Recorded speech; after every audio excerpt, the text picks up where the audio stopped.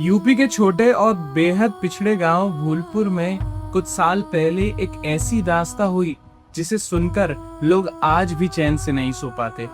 रमेश नाम का एक जर्नलिस्ट जो कि एक बहुत बड़ी न्यूज एजेंसी में काम करता था, उसे इस अंधविश्वास और अजीबोगरीब घटनाओं को कवर करने के लिए भूलपुर भेजा गया।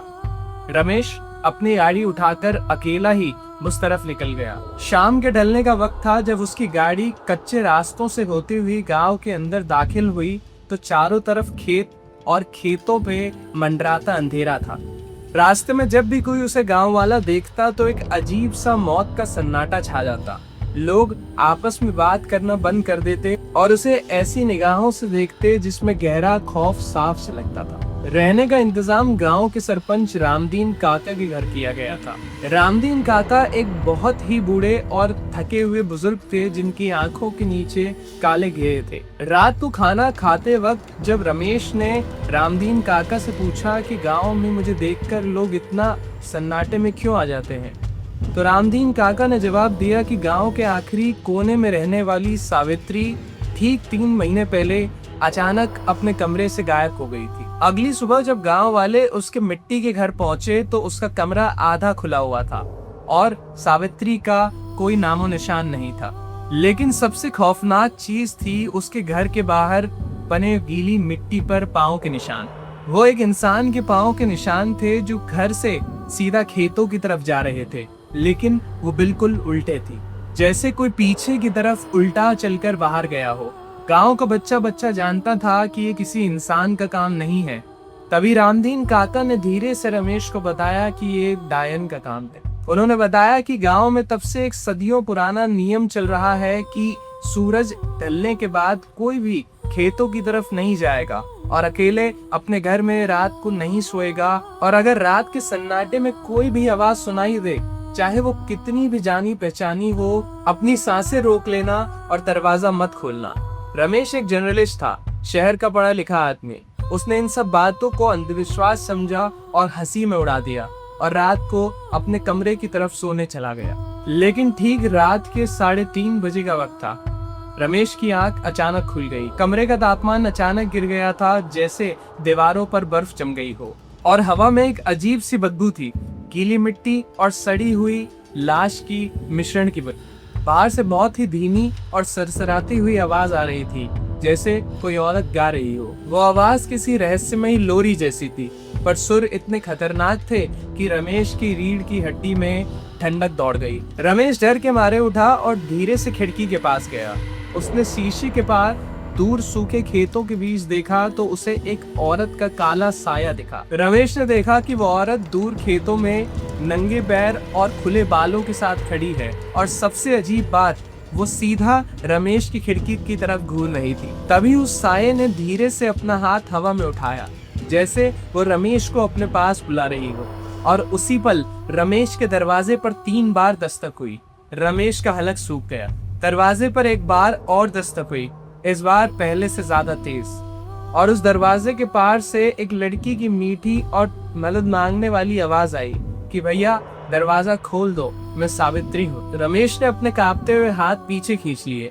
वो जानता था कि दरवाजे के उस पार जो भी है वो सावित्री तो बिल्कुल नहीं है, पर वो आवाज इतनी दर्दनाक थी कि उसके पांव अपने आप उस दरवाजे की ओर पड़ने लगे थे।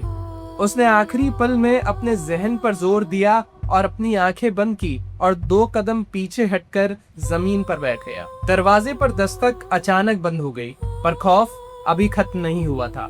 वो लोरी गाना अचानक दोबारा से शुरू हो गया, पर इस बार एक बदलाव था। वो आवाज खिड़की से होती हुई मिट्टी की छत की तरफ बढ़ने लगी थी, और रमेश ने डर से कांपते हुए अपनी टॉर्च की रोशनी छत की तरफ की। छत पर मिट्टी के निशान उभर रहे थे, जैसे कोई उल्टे पांव से छत के ऊपर चल रहा हो। रमेश ने पूरी रात कमरे के एक कोने में अपनी सांस रोक कर काटी। सूरज जब निकला तो रमेश बाहर की तरफ भागा, और उसका सफेद पड़ा चेहरा देखकर रामदीन काका ने उससे पूछा कि रात को आ गई थी ना वो। काका ने उसे बताया कि वो डायन किसी मरे हुए इंसान की आत्मा नहीं है, वो एक अजीब सी चीज है, ना वो जिंदा है और ना मरी हुई है। उसकी सिर्फ एक ही भूख है, किसी इंसान का जिस्म। रामदीन काका बोले, तुमने उसे खिड़की से बाहर देख लिया है, अब उसने तुम्हें पहचान लिया है। पर उसकी गाड़ी की चाबी उसी खौफनाक बंद कमरे में रह गई। वो दिन भर काका के घर पे बैठा रहा। शाम ढलने वाली थी, तभी सरपंच का 12 साल का बेटा घर के अंदर रोता हुआ आया और उसने कहा, पापा, वो सावित्री, वो औरत आज दिन के उजाले में उन खेतों के बीच खड़ी है। रमेश ने दूर से खिड़की के बाहर से देखा। सूखे खेतों के बीच एक औरत खड़ी थी, सफेद मैले कपड़े, नंगे पैर और खुले बाल। उसका चेहरा सीधा उस खिड़की की तरफ था। उसकी आंखें बिल्कुल खुली थी और वो सीधा रमेश को घूर रही थी। और तभी पहली बार उस औरत ने अपना मुंह खोला और कुछ बोलना चाहा, पर आवाज बाहर नहीं आ पाई। पर रमेश साफ साफ उसका मुंह पढ़ सकता था कि वो क्या कह रही है। वो बार बार अपने मुंह से रमेश का नाम ले रही थी। रामदीन काका ने बताया कि ठीक गांव के बीच एक पुराना पीपल का पेड़ है, जिसके नीचे सदियों पहले एक पुरानी ताबीज गड़ी गई थी। तभी तक वो गांव से बाहर थी, पर कुछ साल पहले एक तूफान में उस पेड़ की एक बड़ी शाखा टूट गई और अब उस ताबीज की शक्ति खत्म हो गई। रात होने से पहले रामदीन काका ने गांव के चारों पंच, सबसे पुराने बूढ़े और एक मंगत बाबा को इकट्ठा किया। वो सारे एक झोपड़ी में जाकर बैठ गए और उस चीज को आखिरी बार खत्म करने की तैयारी शुरू की। रमेश को कमरे के कोने में बिल्कुल खामोश बैठने का हुक्म दिया गया और मंगत बाबा ने अपनी मैली पोटली से काला नमक, सरसों के बीज और एक पुराना सा कपड़ा निकाला। उन्होंने फैसला किया कि वो रात के अंधेरे में उसी पीपल के पेड़ पे जाएंगे ताकि उस ताबीज को दोबारा जगाया जा सके। रमेश ने साथ जाने की कोशिश की, पर मंगत बाबा ने उसे साफ मना कर दिया और कहा कि वो डायन अब तुम्हें पहचान चुकी है। अगर तुम इस कमरे से कदम बाहर निकालोगे तो वह हमें सबको छोड़ के सीधा तुम्हारी तरफ आएगी। रमेश घर के अंदर सरपंच के बेटे के साथ रुक गया और रात के ठीक 3:30 बजे उस पीपल के पेड़ के पास से एक ऐसी भयानक गूंज उठी जिससे पूरे इलाके का सन्नाटा कांप गया। देर बाद रामदीन काका वापस आए। उनके कपड़ों पर मिट्टी लगी थी और उनके हाथ कांप रहे थे, और उनके साथ मंगत बाबा नहीं थे। बस रामदीन काका ने इतने कहा कि उन्होंने अपना काम कर दिया है, तुम सुबह यहाँ से निकल जाना। सुबह होते ही रमेश ने अपनी गाड़ी की चाबी उठाई और बिना पीछे देखे गांव से निकलने की तैयारी करने लगा। पर जाते वक्त उसने रामदीन काका से बस एक ही सवाल पूछा कि काका, सावित्री कहाँ गई? देखो, जहाँ वो कल खड़ी थी आज वहाँ एक नया हरा पौधा उगा है। इस मौसम में यहाँ की मिट्टी में कुछ नहीं उगता। रमेश डर के मारे गाड़ी में बैठा और पागलों की तरह गाड़ी भगाकर अपने शहर, अपने परिवार के पास पहुंच गया। शहर पहुंचकर उसने चैन की सांस ली। दिन बीत गए, हफ्ते बीत गए, महीने भी बीत गए। अब रमेश का डर धीरे धीरे खत्म होने लगा था।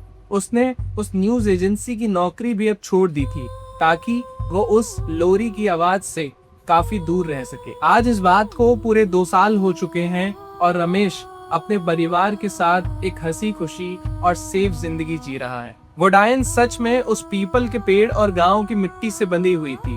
वो शहर की चहल पहल में कभी नहीं आ सकती। रमेश उस मौत के कुएं से तो सही सलामत निकल गया, पर आज भी जब शहर में तेज बारिश होती है तो वो अपने घर के दरवाजे और खिड़कियां जल्दी लॉक कर देता है। वो अब भी अंधेरे से नहीं डरता, पर वो जान चुका है कि दुनिया में कुछ ऐसी जगहें भी हैं जहाँ इंसान को अपना कदम नहीं रखना चाहिए। अगर आप भी किसी ऐसी ही रहस्यमयी और डरावनी जगह के बारे में जानते हैं तो डिस्क्रिप्शन बॉक्स में दी ईमेल आईडी पर हमें शेयर कीजिए। अगर आपको ये वीडियो पसंद आई तो इसे लाइक करें, हमारे चैनल को सब्सक्राइब करें। मिलते हैं आपसे एक और भयानक एपिसोड में। कब तक के लिए अपना ध्यान रखें।